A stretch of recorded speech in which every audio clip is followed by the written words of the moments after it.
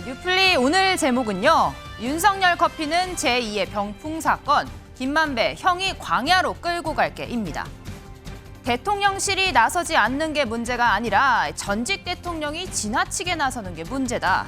어제 홍범도 장군 흉상 이전에 대한 공식 입장을 묻는 질문이 나왔습니다. 대통령실 입장 대신에 이렇게 맞받아친 건데요. 전직 대통령 저격에 전 정부 비공식 대변인을 자처한 탁현민정 비서관 이렇게 반격했습니다.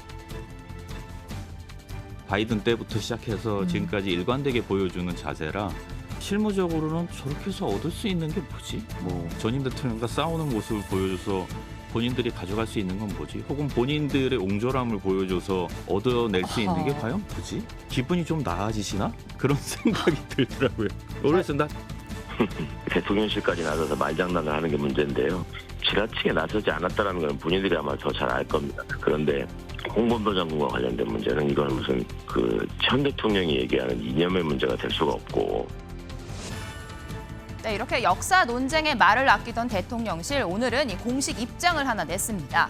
지난 대선에 영향을 미칠 수 있는 거짓 인터뷰가 기획되었다라는 전황이 전해지자 관련 보도 가짜 뉴스다, 희대의 대선 공작이라 못을 박은 겁니다. 여당도 여기에 한 목소리를 냈는데요. 대장동 몸통 바꿔치기 정치 공작을 위한 김만배 신앙림 인터뷰 조작 사건의 파장이 일파만파로 커지고 있습니다. 이 사건은 대장동 몸통을 이재명 대표에서 윤석열 대통령으로 둔갑시키려 한 2022년 대선의 최대 정치 공작 사건으로 규정돼야 합니다. 김대엽 정치 공작, 기안건설 로비 가짜 폭로 등 그야말로 정치 공작의 계보를 잇는 사건이라 말할 수 있습니다. 네, 이번 사건 김대엽의 병풍 조작 시즌2다 이런 비판이 나왔죠.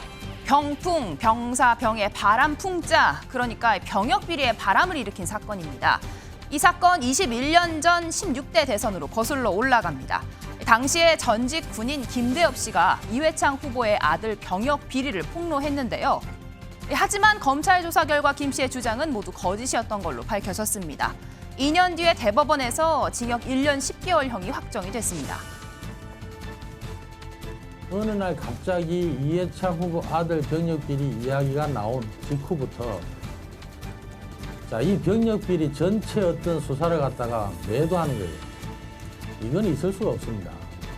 지금 이해창 후보께서 대통령 후보가 됐으니까 후보의 아들이지 제 눈에는 일반 평범한 그냥 병무비리 사범 중에 한 사람입니다.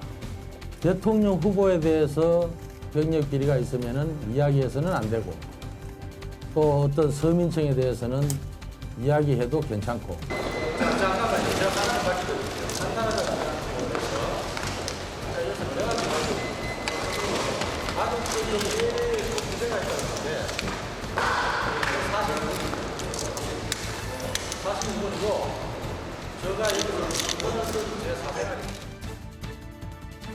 네, 이회창 후보의 병역 비리 당시 김대중 노무현 대선 후보 측에서 계속해서 문제 제기를 했습니다. 여기에 179cm에 45kg 이게 과연 가능한가 이 주장에 대해서 이 수사 결과와 무관하게 관련된 의혹은 계속해서 증폭이 됐습니다. 결국 이회창 후보 선거에서 졌는데요. 여당은 윤석열 당시 검사가 커피를 타줬다라는 김만배 씨 인터뷰도 마찬가지라고 주장하고 있습니다. 이 인터뷰 대선 투표 사흘 전에 공개가 됐는데요. 하지만 이보다 열흘 앞선 대선 TV 토론장에서 두 후보자의 공방에 이 커피 이야기가 등장했습니다. 정말 윤 후보님 정말 문제십니다.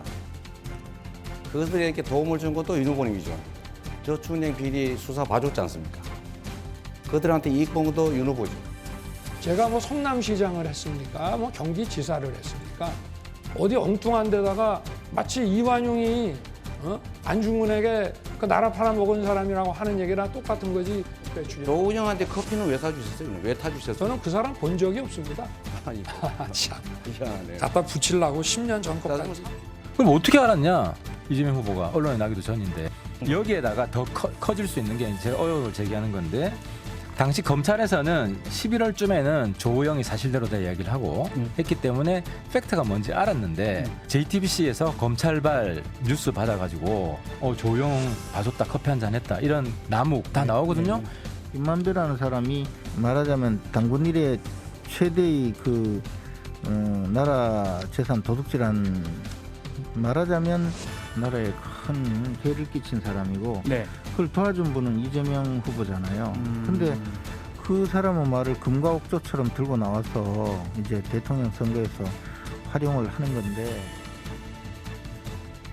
네, 여기에 더해서요. 검찰은 최근 이 대선 개입을 뒷받침하는 진술을 확보한 것으로 알려졌습니다. 김만배 씨가 시간이 지나고 나서 사실이 아니었다고 하면 된다. 걱정하지 말라면서 형이 광야로 끌고 갈 테니 모른 척하고 있으라 이런 이야기를 했다는 내용입니다.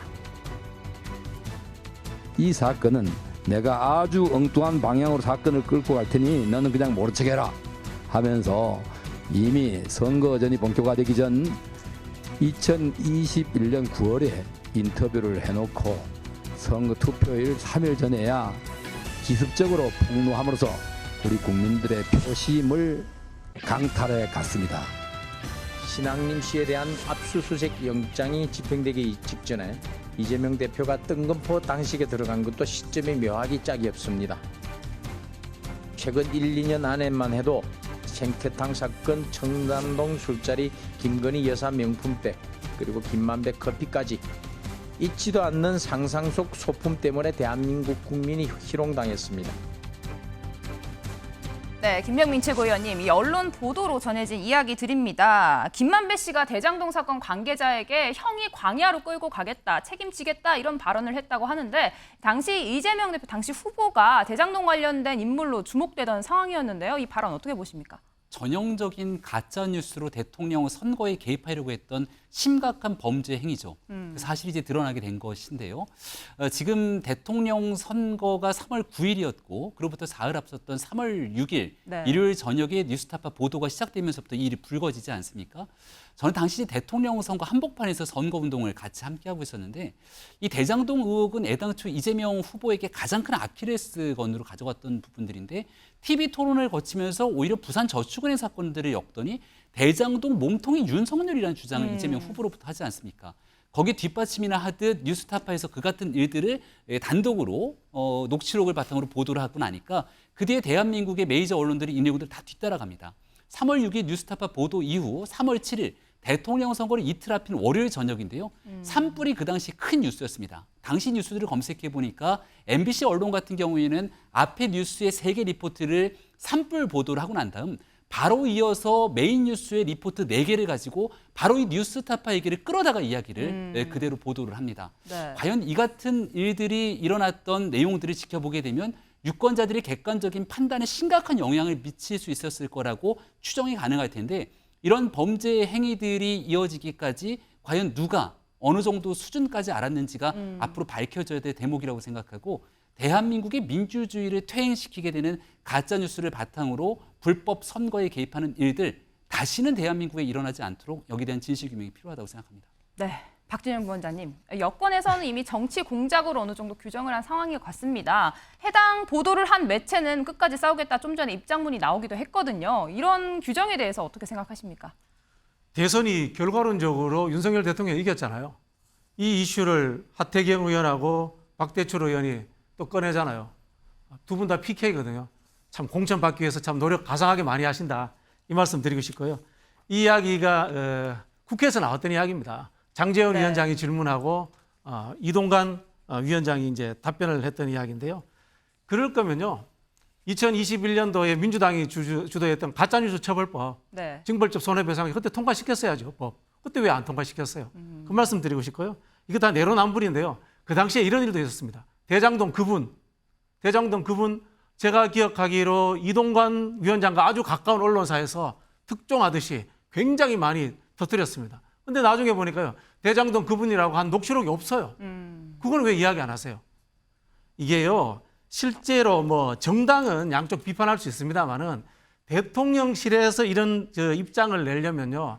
양당을 균형 있게 보면서 그런 거 아니겠습니까? 아버지가 자식이 어디 가서 외부에 다른 친구하고 싸우고 갔다 그러면 내 자식도 나무라면서 같이 나무라야죠. 근데 선별적으로 야당에 대해서만 트집을 잡고 이야기하는 거, 이게 바로 윤석열 정부의 선별적 정의가 아닌가 그런 생각이 듭니다. 네, 이런 지적도 해주셨습니다. 오늘로 엿새째 단식 이어가고 있는 민주당 상황 이어가 보겠습니다. 이재명 대표, 문재인 전 대통령의 전화도 받았고 추미애 전 장관, 이해찬 전 대표, 민주당 인사들이 모두 이곳을 찾고 있는데요. 오늘 현장 영상 저희가 준비했습니다.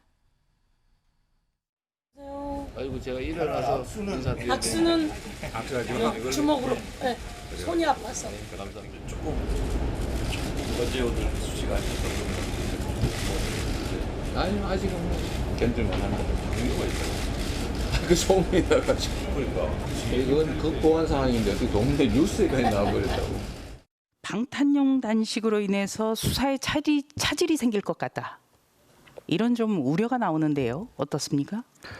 진짜 수사나 재판에 영향을 주는 것을 그런 선례가 남겨지게 되면 앞으로는 자범 포함해서 누구나 다 소환 통고 받으면 이 단식하지 않겠습니까? 그런 점을 감안해서라도 법이 엄정하게 집행될 거라고 생각합니다. 네, 김병민 최고위원님, 한동훈 장관 선례 남기지 않겠다라고 단호한 입장인데요. 이재명 대표의 단식 다음 주에 검찰 소환 나가겠다라는 입장인데 그때까지 이어질 걸로 보십니까? 이재명 대표의 단식에 조건도 없고 네. 또 거기에 대한 기한도 설정하지 않는 무기한 단식을 이어간다고 하지 않습니까?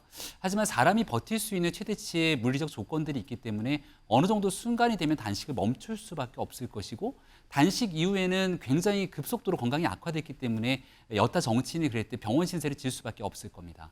그럼 몸이 악화돼 있는 이재명 대표를 대상으로 소환 조사는 검찰이 맞는 것이냐? 그리고 그 이후에 만약 구속영장이 청구된다면 이 아픈 이재명 대표를 대상으로 사법적인 절차를 진행하는 것이 맞는 것이냐는 또 민주당 내 여론들이 있을지 모르겠습니다만 네. 한동훈 장관이 얘기하고 있는 것처럼 소환 조사를 분명히 앞두고 있고 또 이에 따른 형평성 있는 사법적 조사가 진행돼야 되는데 정치적 단식을 했다는 이유로 여기에 대한 일정들이 흐트러지게 된다면 사법 질서가 무너질 수밖에 없는 일 아니겠습니까? 아마 그런 일과 무관하게 단식을 하더라도 무한정할 수는 없는 일이라 네. 결국 다소 지연이 되더라도 여기에 대한 소환조사 일정은 일정대로 이어지지 않을까 생각합니다. 네, 검찰 소환 일정 예정대로 진행될지 한번 살펴보겠습니다. 오늘 뉴플리 여기까지고요. 다음 앵커의 픽 함께 보시죠.